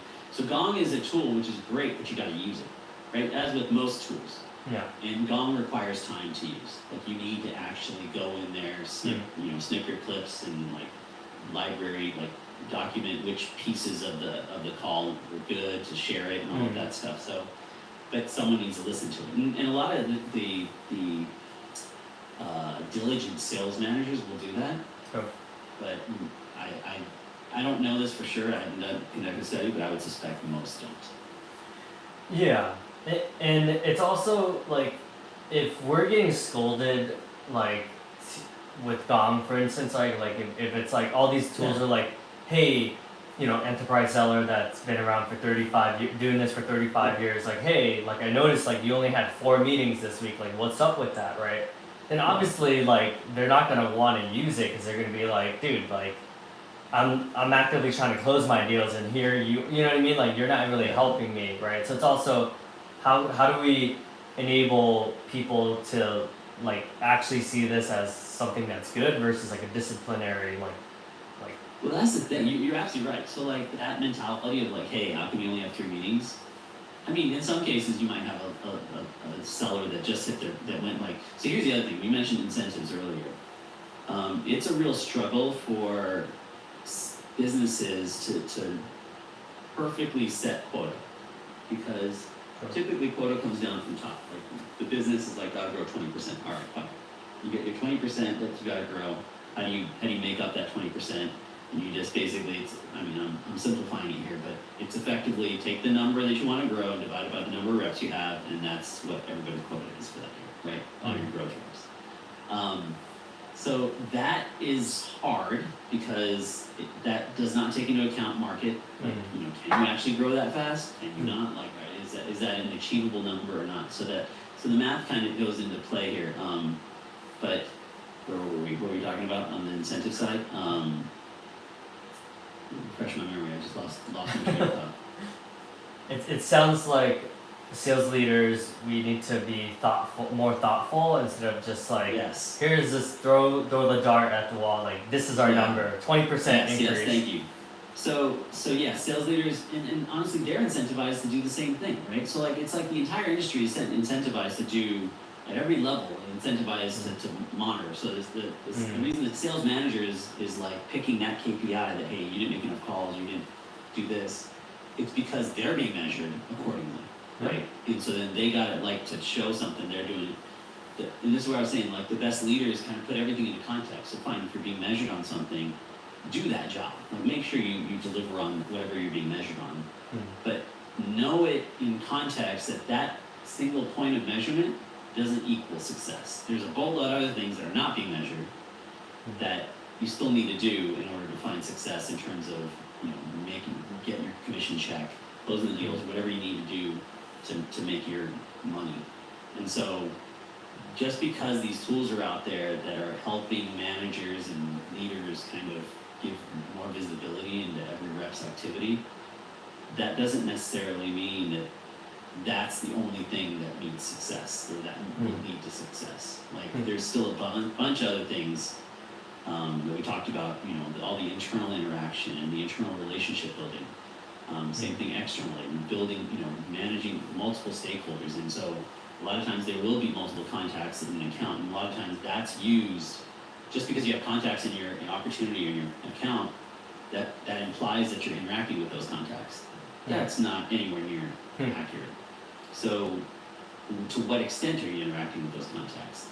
It's typically not measured. It is, in some cases, I think, like Query is another tool that does some stuff for forecasting. And I think HubSpot is trying to do a little bit with that, just internally within HubSpot. To try and figure out, all right, like you're saying that you're in stage 2, what's the likelihood of this closing? They try and take into account interaction and all of that, but there's no, it's like the way the tool is being used today, both by Clary and by HubSpot, at least I've seen. I'm sure there's other tools out there as well, but you can't coach on those. You can't adjust mid-flight with, like, so for example, if you say I set my opportunity to stage 2, I'm a rep, and I have an opportunity to put it from stage 1 to stage 2, and now it says I have a 35% chance of closing, whereas when I was in stage 1, it was a 55% chance of closing. Well, why? Like, I don't know, right? Like, what do I do different, and how do I bring it back up to 55, 70% chance of closing? And so those types of things, like Clary doesn't give you that level of insight, not that I'm aware of. Now, if anybody listening has better experience, I'm all ears. I would love to hear from you. But so far in my travels, I haven't seen. You know, Clary's a forecasting tool. That's what they're good at. That's what they do, and it's a number for revenue operations to create like an actual number based on their growth. Like their growth 20%, the forecast math says they're going to be 18%. So now RevOps can change some trajectory to try and hit the 20%. That's really what it's used for, predominantly, at least the way I've seen it. And so there's not a lot of tools, there are not any actually that allow the rep to adjust mid sales motion to help improve their likelihood of success. And that's what I'm trying to. Well, yeah, it sounds like you obviously put a lot of thought into this, and you know, it sounds like you're very much still in the building stages. Yes. Anyone who's listening, what should they look out for in terms of potential introductions for you? When should they reach out to you? What would be the next step? If you're open to it now, so I have an MVP right now, basically a beta. If you're open to working with me, I would love to do it as a pilot for my, and I have a few alpha customers right now. I'm just now transitioning to beta. It's a little bit more stable.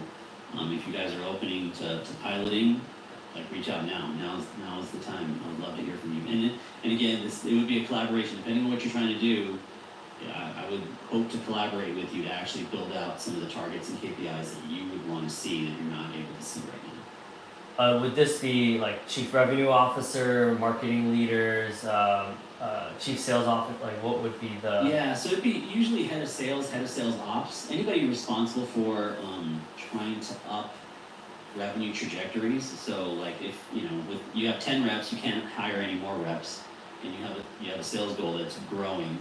Well, how do you bridge that gap? It's you gotta do more with less. You gotta like up the game of the reps you have, and the goal that I'm trying to the goal that I've set out to achieve is take your middle 60 performers and move them up and level them up. So they'll improve their performance by 20%. If we can improve their performance by 20%, your overall revenue target goes up. Or sorry, your overall trajectory goes up by 13. So 13%. So like that's kind of the simple math, I guess, and I'd love to explain it to anybody who's interested in learning to peel back the onion and whiteboard it to show how that actually works. Awesome. Well, thank you so much, Deep. It's been thank you for really moving the industry forward intentionally with your unique background. You're like perfectly suited to be that catalyst for an industry that is obviously ripe for disruption.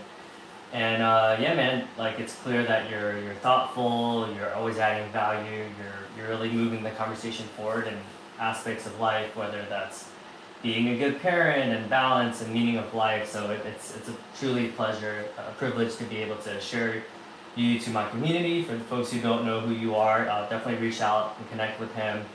And yeah, I'm excited to see your company explode, and hopefully I'll see you on the NASDAQ, the Wall Street. Oh man, I don't know, like that's so far down the road. I can't even imagine right now. I'm thinking I can't even see past the tip of my nose. So, but I'm uber grateful. Davidson, thank you so much. This was a blast, and we'll definitely keep in touch. And to everyone listening, you can reach me at excelogy.com.